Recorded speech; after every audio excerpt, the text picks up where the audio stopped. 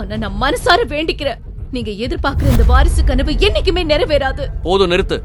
ஒரு வார்த்தை பேசாத. உன் திங்ஸ் எடுத்துட்டு சர்வெண்ட் ரூமுக்கு போ. புரிஞ்சுதா? பிரகாஷ், பிரகாஷ், நான் உன்னோட வைஃப். டிவோர்ஸ் ஆகிற வரைக்கும் தான் நீ என் வைஃப். வா போகலாம். பிரகாஷின் அலட்சியத்தை மௌனமாக ஏற்றுக்கொண்டு நித்யா தன் அறைக்குள் நுழைகிறாள். சிறு வயதிலிருந்தே அமைதி அவளுக்கு அடையாளமாகி போனது. நீண்ட நாட்களுக்கு முன்பே தாயை இழந்த நித்யாவை அந்த தாய்மையின் ஏக்கம் தெரியாமல் வளர்த்தவர் அவளுடைய மாமா. சென்னையின் ஒரு சிறிய அறையில் வறுமை வாட்டினாலும் பாசத்திற்கு மட்டும் குறைவிருக்கவில்லை. அங்குதான் தன் மாமா மகள் அக்ஷயாவுடன் வளர்ந்தாள் நித்யா.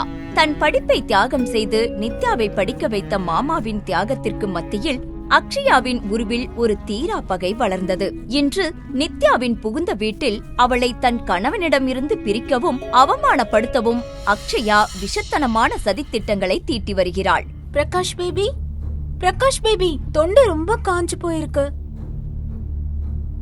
நித்யா, போய் அக்ஷயாக்கு குடிக்க ஜூஸ் கொண்டு வா. அக்ஷயாவின் முகத்திரையை கிழித்து எறிய வேண்டும் என்ற ஆத்திரம் நித்யாவின் மனதிற்குள் எரிமலை போல பொங்கியது. முழு வீடியோவை பாக்கெட் FM தமிழ் யூடியூப் சேனலில் கண்டு மகிழுங்கள்.